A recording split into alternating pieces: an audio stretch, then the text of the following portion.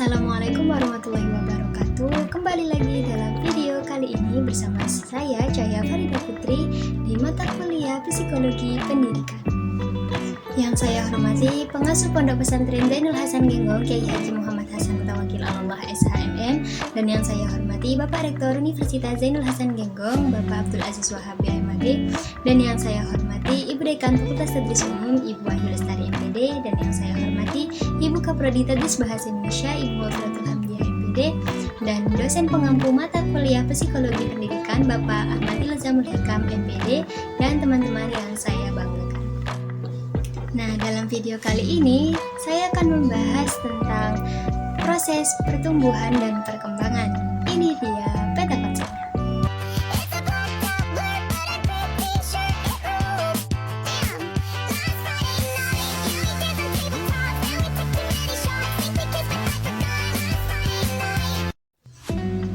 Nah, sudah tahu bukan bagaimana proses pertumbuhan dan perkembangan? Simak baik-baik penjelasan berikut ini. Kita ke pengertian pertumbuhan dan perkembangan. Pertumbuhan adalah berkaitan dengan masalah perubahan dalam besar, jumlah, ukuran, atau dimensi tingkat sel, organ, maupun individu yang bisa diukur dengan berat, ukuran panjang, umur tulang, dan keseimbangan metabolik. Pertumbuhan bersifat kuantitatif yang meliputi peningkatan ukuran dan struktur. Nah, selanjutnya kita ke pengertian perkembangan. Perkembangan adalah bertambah kemampuan atau skill dalam struktur dan fungsi tubuh yang lebih kompleks dalam pola teratur dan dapat diramalkan sebagai hasil proses pematangan.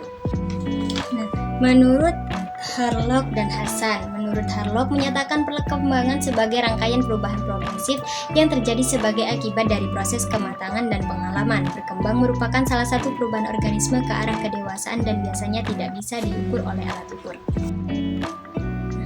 Menurut Hasan sendiri menyatakan perkembangan berarti segala perubahan kualitatif dan kuantitatif yang menyertai pertumbuhan dan proses kematangan manusia.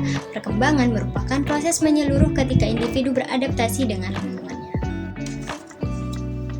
Nah, yang kedua, prinsip-prinsip perkembangan. Selama proses perkembangan, seorang anak pasti memiliki ciri-ciri perubahan yang mencolok. Yang pertama, perubahan fisik, perubahan tinggi badan, berat badan, dalam tubuh lainnya misalnya otak, jantung, dan lain sebagainya. Perubahan proporsi, misalnya perubahan perbandingan antara kepala dan tubuh pada seorang anak. Yang kedua, perubahan mental. Perubahan meliputi memori, penalaran, persepsi, emosi, sosial, dan imajinasi. Hilangnya ciri-ciri sikap sosial yang lama dan berganti dengan ciri-ciri sikap sosial yang misalnya egosentris yang hilang berganti dengan sikap prososial. Nah, terdapat beberapa prinsip perkembangan. Yang pertama, dasar-dasar permulaan adalah sikap kritis. Yang kedua, peran kematangan dan belajar. Yang ketiga, mengikuti pola tertentu yang dapat diramalkan. Yang keempat, semua individu berbeda. Yang kelima, setiap perkembangan mempunyai perilaku karakteristik. Yang keenam, setiap tahap perkembangan mempunyai risiko. Yang ketujuh, perkembangan dibantu rangsangan. Yang kedelapan, perkembangan dipengaruhi perubahan budaya. Yang kesembilan, harapan sosial pada setiap tahap perkembangan. Selanjutnya kita ke teori-teori perkembangan. Ada environmentalisme, naturalisme, etologis, komparatif, dan organisme. Perkembangan kognitif, perkembangan moral, pengondisian klasik, pengondisian operan, pemodelan, sosial historis, psikoanalistik, psikososial, perkembangan bahasa, dan humanistik. Nah, setelah ke teori-teori perkembangan, kita ke tahap-tahap perkembangan. Ada masa bayi, masa kanak-kanak awal, masa kanak-kanak akhir, dan masa dewasa. Masa bayi usia dari 0 sampai 2 tahun. Bayi mengalami dunia langsung lewat indranya. Mereka tidak mengetahui ide atau pemikiran apapun. Mereka hanya merasakan panas, dingin, enak, atau sakit. Yang kedua, masa kanak-kanak awal usia 2 sampai 12 tahun. Masa ini dimulai ketika anak mulai memiliki independensi baru. Mereka sudah bisa berjalan, berbicara, makan sendiri, dan berlari ke sana kemari. Setelah ke masa kanak-kanak awal, kita ke masa kanak-kanak akhir usia 12 sampai 15 tahun. Masa ini transisi masa anak ke masa dewasa. Anak berada pada tahap prasosial, di mana anak hanya memperhatikan apa yang berguna bagi dirinya. Sedikit saja dari mereka yang memiliki kepedulian terhadap menjaga hubungan dengan orang lain. Yang keempat, masa dewasa usia 15 sampai akhir hidup. Pada masa ini, anak mulai merasa malu berhadapan dengan lawan jenis karena kesadarannya terhadap perasaan seksual yang mulai meningkat.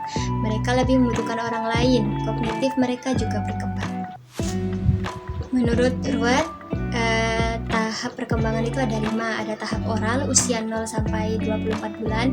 Pada tahap ini kepuasan anak terletak pada otoretik, yaitu kesempatan anak menghisap puting susu ibunya.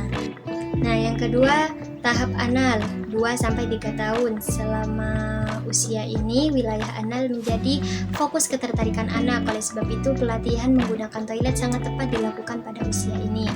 Yang ketiga, tahap falik atau odipal, usia 3 sampai 6 tahun. Pada tahap ini, anak laki-laki mulai tertarik dengan penisnya. Tahap perkembangan paling membingungkan dari pendapat Freud, sebab dia meyakini ketertarikan seksual seorang anak laki-laki pertama kepada ibunya. Yang keempat, tahap latensi, usia 6 sampai 11 tahun. Pada periode ini, anak terlihat sudah dapat mengendalikan permusuhannya dengan orang tuanya yang memiliki jenis kelamin berbeda dengan dirinya. Anak laki-laki dan anak perempuan terlihat bersikap lembut kepada ayah daripada ibu mereka. Tahap pubertas, di atas usia 11 tahun. Masa pubertas merupakan masa di mana anak berupaya membebaskan diri dari perwalian orang tuanya. Mereka sudah mulai menyukai perempuan lain selain ibunya dan menyukai pria lain selain ayahnya. Harlock ada 10 tahapan perkembangan, yaitu yang pertama periode prenatal. Periode prenatal dimulai sejak terjadi proses pembuahan atau konsepsi sampai anak terlahir ke dunia. Yang kedua, masa bayi baru lahir. Masa bayi baru lahir dimulai dari hari pertama kelahiran sampai 2 minggu setelah kelahiran. Masa ini ditandai dengan lepasnya tali pusar bayi. Yang ketiga, masa bayi. Masa bayi dimulai 2 minggu setelah kelahiran sampai usia 2 tahun. Pada masa anak mulai belajar duduk, merangkak, berdiri, berjalan, dan berlari. Yang keempat, masa anak-anak awal dimulai dari usia 2 tahun sampai 6 tahun. Masa ini dipandang sebagai awal bagi kehidupan anak. Yang kelima, masa anak-anak akhir. Masa anak-anak lahir dimulai dari 6 sampai 13 tahun. Masa ini dipandang sebagai anak sekolah dasar. Yang keenam, masa puber. Masa puber dimulai dari usia 14 tahun sampai 15 tahun. Masa ini dipandang sebagai awal memasuki masa remaja. Yang ketujuh, masa remaja. Masa remaja dimulai dari usia 15 sampai 18 tahun. Masa remaja merupakan masa peralihan dari anak menjadi dewasa. Yang kedelapan, masa dewasa dini. Masa dewasa dini dimulai dari usia 18 sampai 40 tahun. Yang kesembilan, masa dewasa media. Masa dewasa media dimulai dari usia 40 sampai 60 tahun. Yang ke-10, masa usia lanjut. Masa usia lanjut dimulai dari usia 60 tahun sampai akhir hayat. Nah, selanjutnya kita ke faktor-faktor yang mempengaruhi perkembangan. Ada intelijensi, seks, kelenjar-kelenjar, kebangsaan atau ras, posisi dalam keluarga, makanan, luka, dan penyakit, hawa dan sinar, kultur atau budaya. Mungkin hanya itu yang dapat saya sampaikan dalam video kali ini. Saya Cahya Farida Putri pamit undur diri dan sampai jumpa, sampai bertemu lagi dengan video-video selanjutnya. Salam literasi, bye bye, wassalamualaikum warahmatullahi wabarakatuh.